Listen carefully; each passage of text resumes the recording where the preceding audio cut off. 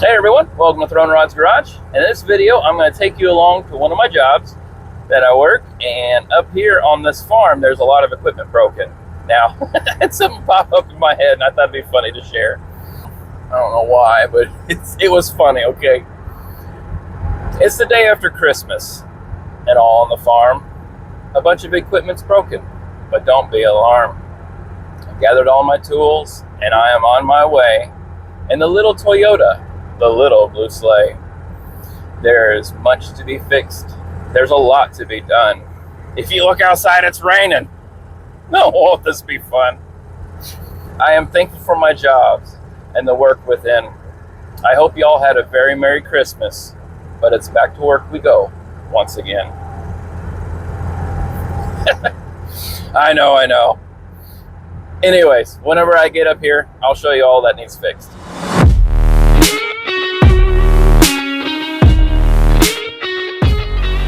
All right, I'm here at the shop. I'm going to show you what I'm working on right now. 2014 Polaris Ranger, 800 EFI, blah, blah, blah, all that fun, good jazz. It needs a fuel pump. And so I got a new fuel pump sitting here in the box. Don't laugh, that is a little board because the plastic seats, they break down pretty easy. So it falls into that little spot. So I put a board there to help, for one, protect the fuel pump. Two, so the seat doesn't sag. So I'm going to go ahead and pull that board off and get the fuel pump out.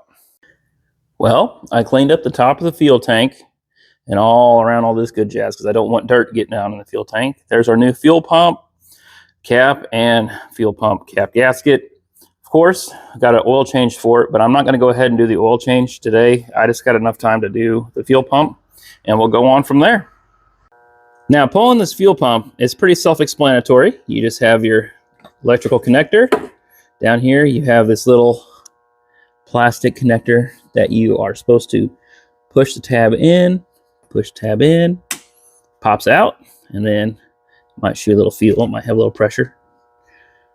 Not enough. And then you just hammer or twist this part, or it just comes loose. Remove the cap, remove the fuel pump, and then the O-ring, and then reinstall the new. I'll go ahead and get that done real quick, and then we'll move on to the next project. Now that fuel pump's installed, along with the new gasket and new cap, I have it all hooked up, and we're going to see if it fires up. Fingers crossed. Oh, she's priming.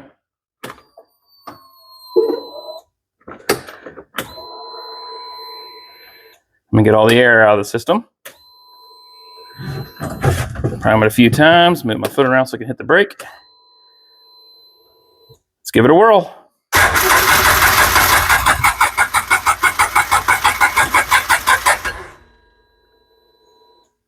Well, there it went. Must have had too much air in the system.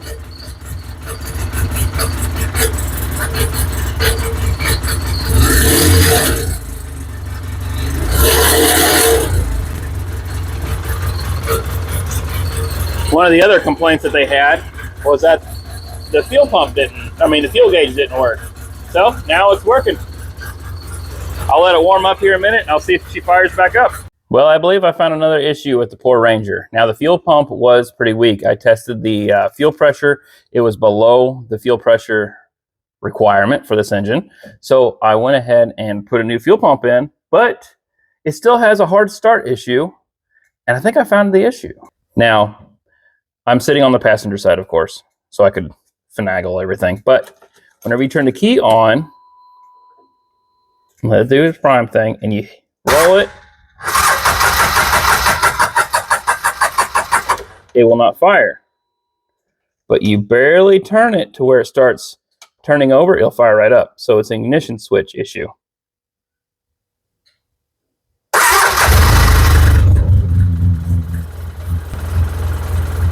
Cheap switches. So I'll have to get one of those on order. I'll tell them what to do and it'll be ready to go. It's not the first time this has had the issue. As much as I hate to say it, it's sometimes better to buy cheap parts and sometimes it's not. And well, this is the second ignition switch that I've put on, the second from the original, of course. And it was a cheap one from Amazon, so I think we're gonna have to go with a better factory one from the dealership. Sometimes you can get away with cheap parts, sometimes you can't. This Bobcat welder is the next project. Now, I did start tearing it apart just a little bit. I just pulled off the air cleaner and cover.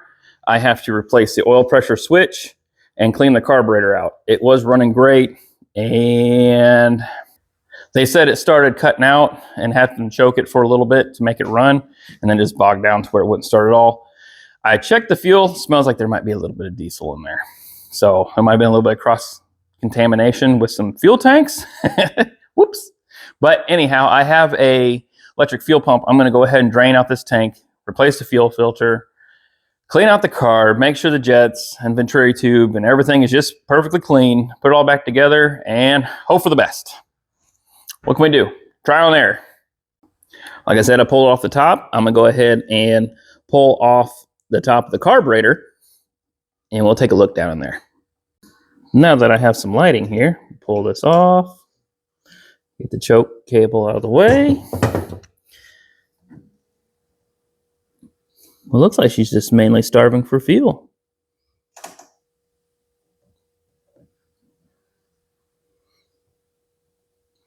I'll check out the fuel pump. I do have a new one to put on, so I'll just probably slap the new one on, clean out this fuel line, the fuel tank, and I'm still going to clean out the jets, just to be on the safe side.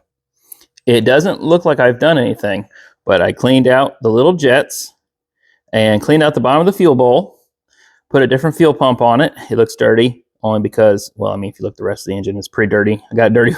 My hands are dirty, so it got dirty. Now I'm going to put the top back on and crank her over and see if she fires up. I forgot to mention, I did replace the fuel. It's all drained, fresh, new. Fuel filter as well.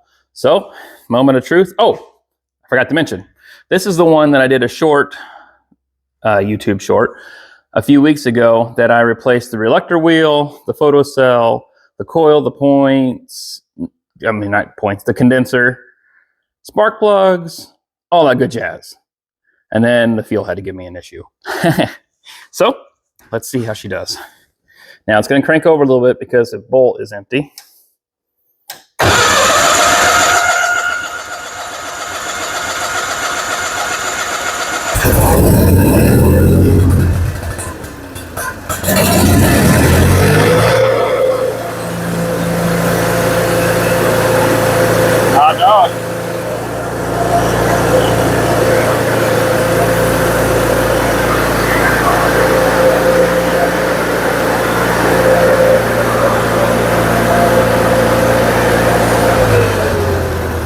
Goes to idle.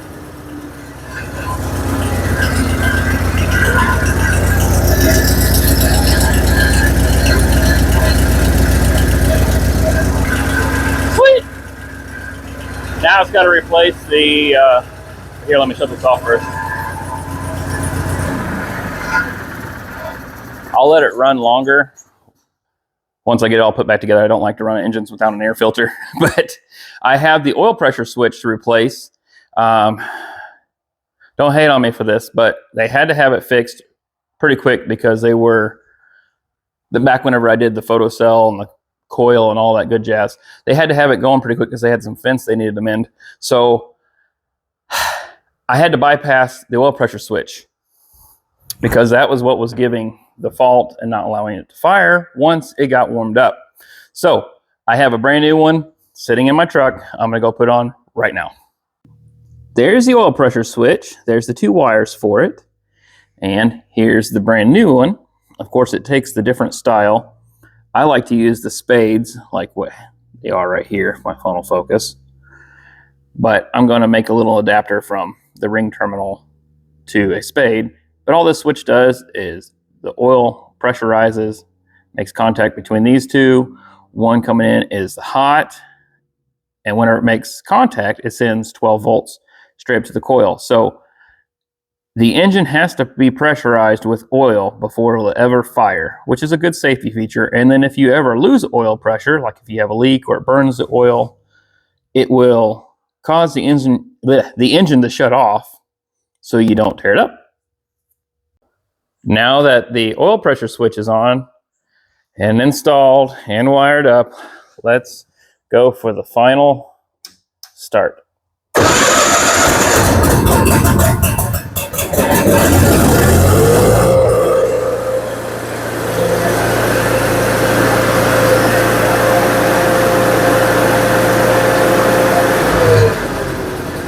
Went down to idle. I'm gonna let it warm up for a little bit, and then I'm gonna try starting it whenever it's hot, because that was the issue before. And it seems to idle just fine now with no choke, and I think we're good. Next on the agenda, this 95 Chevy. It encountered a small post, and now the tie rod is no longer good. I'll get it jacked up and I'll show you guys. Definitely a muddy, fun day. I got my helper. He's gonna help. And here we have it. Broken tie rod end, a bent adjuster sleeve, and a bent inner tie rod. So, oh, I even flipped it over. Oh no, it's the correct way. It just sheared it off clean. Nice. Well, I'm going to go ahead and pull out that cotter pin here, remove that nut, and hopefully hammer that down, remove this side of the tie rod, and I'm going to make the new one all together and just slap it in. I know the alignment isn't going to be correct, but this thing never goes on the highway. It is literally just the farm truck. I removed the cotter pin, broke the nut loose.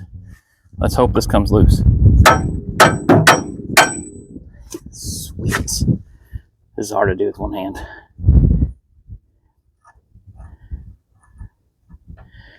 Wonderful. I'm gonna get that completely broke loose, get this one off, and I'll build a new one.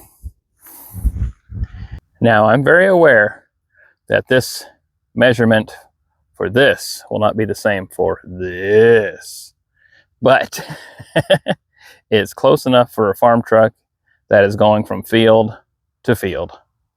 And later on, we will get it aligned just to be safe, because these tires that are on the front are new. And just like that, ladies and gentlemen, the new inner and outer tie rod and adjusting sleeve is installed. Now, is it completely laser precision aligned? Nope, but it'll be just fine. Also, I greased up both greasers. Those little straps are tight. That is torqued down to spec with a cotter pin, torqued down to spec behind that bar with a cotter pin. So we're good to go. I'll slap the wheel back on it, lower it back down, we'll be good to go. And there we have it. Let's do a small little test drive.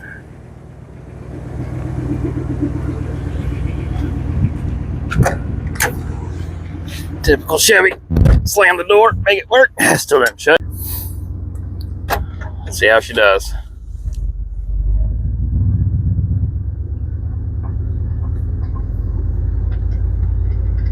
Oh yeah. Just like it came off the showroom floor.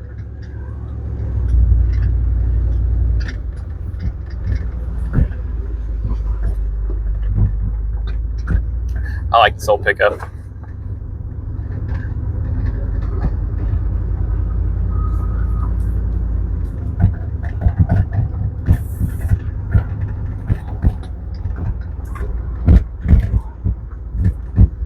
Seems to steer just fine. Let's park it. Another project done for the day.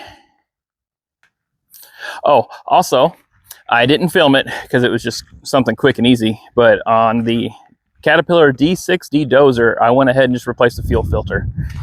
It seemed to be a little sluggish, so I went ahead and just plopped the new one on. Runs great.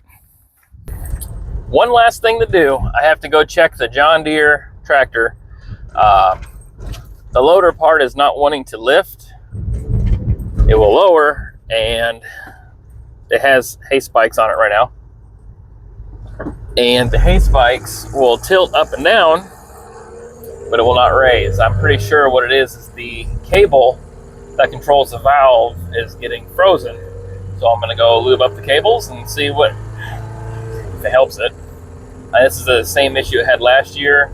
A little bit of moisture gets down in the cable, and when it goes to freezing temperatures at night, by the morning, it doesn't want to work. So I'm gonna check it out, lube it up, hope for the best.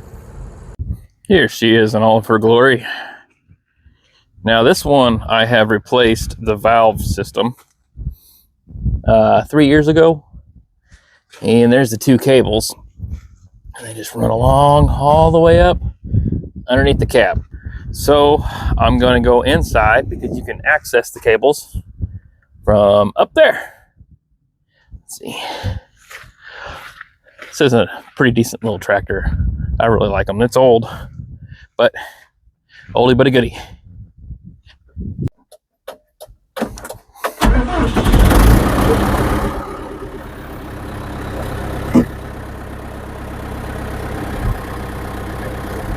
Yeah. She does all the things.